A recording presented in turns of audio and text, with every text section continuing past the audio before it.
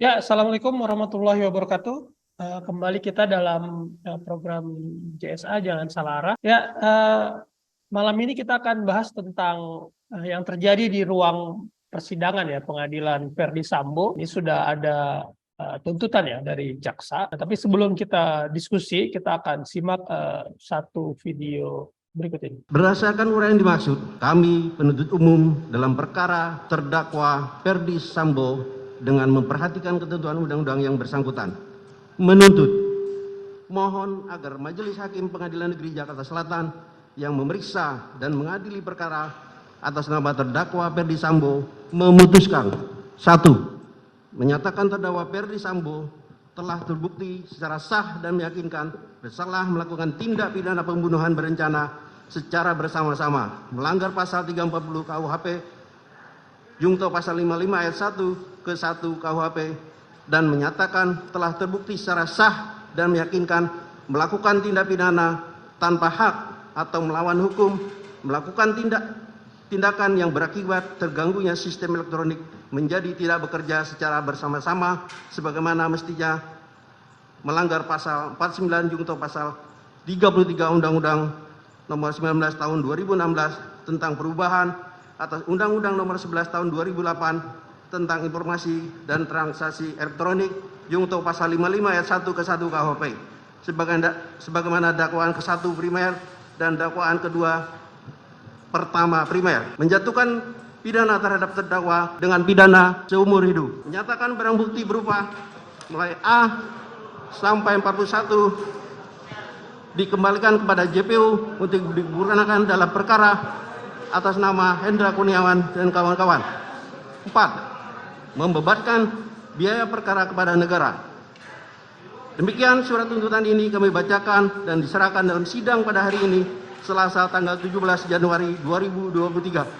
Penuntut umum Rudi Irmawan SHMH. Ya, baik Bang. Tadi kita sudah lihat ya bahwa dari ruang persidangan kasus Sambo, hari ini ya Sambo ini dituntut penjara seumur hidup. Nah, ini banyak yang kecewa ya, terutama tadi keluarga dari Joshua yang terdengar ya menyoraki lah tuntutan jaksa tersebut yang harusnya mereka mungkin menginginkan tuntutannya hukuman mati. Gimana Bang Matur melihat situasi ini? Silakan. Kita lihat tadi suasana persidangan ya, itu ada suara itu seolah-olah tidak setuju dengan tuntutan jaksa. Dan saya kira saya juga termasuk yang tidak setuju, karena dengan berbagai kesaksian yang dilakukan, yang kita dengarkan ya, dan juga banyak sekali manipulasi dan juga pengakuan yang sudah dilakukan oleh Verdi Sambo, dia juga mengakui bahwa dia salah. Saya kira tuntutan yang paling layak itu adalah hukuman mati. Dan ketika jaksa menuntut hanya hukuman penjara seumur hidup, ya maka saya kira itu tidak sesuai dengan apa yang dituntut oleh publik, di mana publik membutuhkan keadilan. Apa keadilannya? Ini kan nyawa orang sudah hilang. Brigadir Joshua sudah hilang. Ditambah Brigadir Joshua ini adalah orang yang tinggal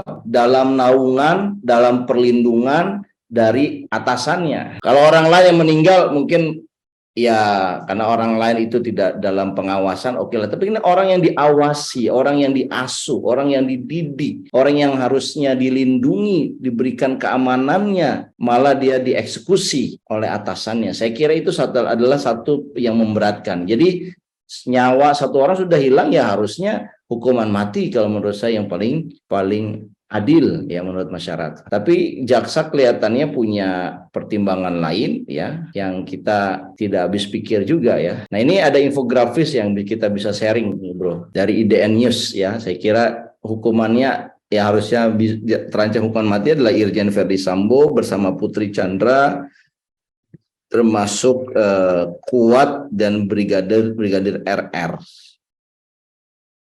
Ya, Kuat dituntut 18 tahun. Jadi ini agak ada apa istilahnya ya, tuntutan ini setelah dari jaksa melakukan mencerca para terdakwa dengan cukup sengit gitu ya. Tapi kok menjadi bukannya klimaks, malah anti klimaks ini. Bro Mustafa, Ya. ya anti klimaks karena tuntutannya ternyata tidak sesuai dengan yang diharapkan oleh publik, yaitu hukuman mati. Hukumannya adalah seumur hidup penjara, dan Anda bisa bayangkan ya, orang di penjara di dalam remisi itu bisa dapatkan remisi keringanan ya, lama-lama yang tadinya ukuran yang kayak jaksa pinangki dia sekarang udah bebas. Di mana rasa keadilannya kemudian kalau hanya sekedar hukuman penjara, apalagi seumur hidupnya nanti bisa dapat remisi menjadi setengah hidup, ya kan? Setengah hidup kemudian menjadi 1 tahun akhirnya bebas dan sebagainya. Saya kira ini melawan logika keadilan publik, dan keadilan publik itu yang paling tepat adalah dijatuhi oleh hukuman mati. Meskipun publik berharap ya, kalau di berbagai sosmed, Twitter, publik berharap hakim bisa memberikan hukuman di luar dari tuntutan, itu bisa juga. Jadi kalau tiba-tiba hakim melihat jelas kesalahannya, tidak terbantahkan peran-perannya, meyakinkan ke kanan, ke kiri, dan juga status dia sebagai seorang bintang 2 jenderal, bisa saja hakim memberikan hukuman yang melebihi dari tuntutan jaksa, yaitu hukuman mati. Tapi kita ikutin aja proses persidangan. Tapi yang jelas publik kecewa dengan tuntutannya jaksa, yang tentunya tuntutan jaksa ini kan dikoordinasikan oleh Kejaksaan Agung. Nah, Kejaksaan Agung ini kan anak buah presiden. Gimana sih? Katanya ingin menegakkan keadilan, ingin menempatkan hukum sama, serupa seluruh warga negara. Tapi kok kayak begini, tidak diberikan satu hukuman ultimate gitu ya. Ya, kita perlu mempertanyakan juga kepada Kejaksaan Agung ini. Kenapa Kejaksaan Agung, ya Pak Jaksa Agung ini tidak memberikan satu tuntutan yang optimal? Toh bersama pengacara yang dibayar mahal itu kan dia bisa berkelit dari tuntutan maksimal, ya nggak? Kalau tuntutannya tidak maksimal, ya di mana kemudian perjuangan Anda kalau seandainya Anda sudah memperjuangkan keadilan kok merasa tidak memberikan satu tuntutan yang sesuai dengan apa yang diharapkan oleh masyarakat, yaitu penegakan keadilan. Saya kira itu, Bro Mustafa. Kasus kebakaran kejaksaan. Nah, ini kan salah satu penyidik ya yang memberikan keterangan respon ini kan Ferdi Sambo, yang katanya terjadi karena rokok dan lain sebagainya gitu kan. Sehingga jadi saya berpikir nih ada apa gitu kan. Tiba-tiba sekarang kejaksaan tadi menuntut yang kita lihat kan ketika di pengadilan kan sepertinya kenceng ya, menggalilah keterangan gitu ya. Kita, publik berharap, keluarga berharap hukuman mati atas apa yang dilakukan Ferdi Sambo. Tapi kemudian di akhir tuntutannya ini hukuman tadi ya seumur hidup. Nah ini sebetulnya ada apa ini dengan kejaksaan kita? Kasus yang dulu kebakaran gedung kejaksaan seolah-olah sekarang publik lupa gitu ya, atau sengaja dilupakan atau gimana? Gimana? Iya, saya kira itu satu pertanyaan publik ya, Bro Mustafa, bahwa ada apa sih sebenarnya dengan Jaksa Agung ini, kejaksaan ya, dengan para jaksa di dalamnya. Kenapa kok tidak memberikan tuntutan yang maksimal? Nah, kalau kita kilas balik ya ke apa yang disampaikan oleh Mustafa tadi, kira-kira belum 5 tahun ya, 4 tahun yang lalu lah, ada kebakaran di kejaksaan, kemudian Ferdi Sambo sebagai Bareskrim ya, Ditpidum yang menanganinya, kemudian kita masih punya rekamannya kalau saya tidak salah itu, kalau kita boleh ingat kembali, dia memberikan wawancara, maka penyebab kebakaran itu adalah puntung rokok dari pekerja-pekerja yang ada di situ. Ya, betul. Jadi tidak ada kasus tersangkanya selain para pekerja, orang-orang kecil yang ada di situ.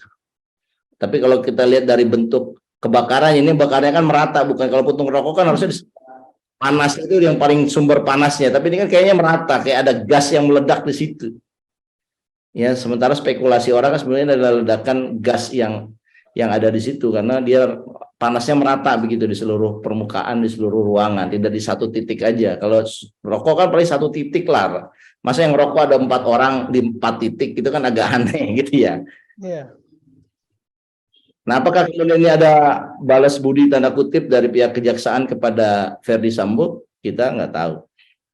Spekulasi orang bisa saja ke situ. Tapi saya kira kalau Ferdi Sambo dikaitkan dengan banyak kasus, ya bisa saja kita dikaitkan juga dengan KM 50. Karena di situ ada Hendra Kurniawan Dan ternyata itu juga merupakan bagian dari tim khusus, tim sus yang dibentuk. Dan ke saat itu ketua tim susnya siapa? Verdi Sambo, apalagi orang-orang yang pernah dipanggil kayak Acai. Nah, Acai itu yang mengambil CCTV itu ternyata pernah juga melakukan CCTV di KM 50 ya. Jadi saya kira banyak ya kejanggalan atau apa istilahnya ketidaksesuaian harapan publik terhadap tuntutan jaksa. Nah ini ada infografis nih bro, bagaimana pihak keluarga Brigadir J ya itu menuntut bahwa diberikan hukum yang seadil-adilnya ya, yaitu hukuman pasal 340 atau hukuman mati ya. Itu harapannya, tapi kemudian harapan keluarga ya tidak sesuai dengan tuntutan jaksa. Ya, saya kira ini ya harus kita evaluasi nih para jaksa yang ada yang bertugas, kenapa kok dia tidak memberikan tuntutan yang ultimate, yaitu hukuman mati atas kejahatan yang dilakukan oleh orang yang jelas-jelas dia mengaku melakukannya dan juga melakukan skenario-skenario di belakangnya. Saya kira komentar kita bersama dengan masyarakat lainnya ya, harusnya menurut kami yang paling layak adalah hukuman mati buat Verdi Sambo. Demikian, bro. Oke, baik Bang. Jadi ya kita sama-sama menunggu ya, artinya vonis ya, terutama dari hakim ya terkait dengan hal ini, tapi juga makanya kita mempertanyakan ya, artinya ini kan kredibilitas kejaksaannya dipertaruhkan sebetulnya. Apakah memang dia menuntut secara dengan fakta-fakta yang ada, atau ada hal-hal deal-deal tertentu yang kita tidak tahu. Itu mungkin Bang ya. Ada closing statement mungkin? Ya, saya kira kalau kita ingin memperbaiki reputasi kepolisian, memperbaiki reputasi penegakan hukum, ini bukan kerjanya 1-2 orang aparat hukum ya, tapi ini kerja bersama. Kerja bersama tidak hanya pihak kepolisian, tetapi juga kejaksaan dan juga kehakiman. Jadi saya kira kalau kita bersepakat 3 institusi ini ingin mengembalikan marwah hukum, ketiga institusi ini untuk tidak ragu untuk menjadikan ini sebagai kasus pelajaran, di mana nanti outcome dari kasus ini tidak hanya yang bersalah dihukum, tetapi juga bisa mengembalikan marwah keadilan Indonesia, keadilan hukum Indonesia. Dan menurut saya ini jauh lebih penting supaya ada perasaan warga negara itu ada gunanya kita punya negara. Ada perasaan tenang bahwa hukum ini berfungsi sebagaimana semestinya. Dan menurut saya itu adalah manfaat lebih besar dibandingkan kita hanya sekedar menghukum yang bersalah saja, karena kita mendapatkan manfaat yang lebih, dan itu bisa dilakukan manakala semua institusi itu bekerja sepenuh tenaga menggunakan kacamata keadilan dalam memberikan kewenangan dari pelaksanaan tugasnya. Kalau misalkan kepolisian dia memberikan yang optimal, memberikan bukti-bukti yang tidak terbantahkan. Kalau dia kejaksaan dia memberikan tuntutan yang maksimal, yang optimal. Kalau dia hakim dia memberikan hukum yang paling layak sesuai dengan fakta yang ada di persidangan. Nah, menurut saya ini adalah satu rangkaian ya yang kerja yang harusnya kita bisa lakukan secara kolektif, semuanya dalam rangka tidak hanya menghukum yang bersalah, tetapi juga mengembalikan marwah hukum Indonesia kita.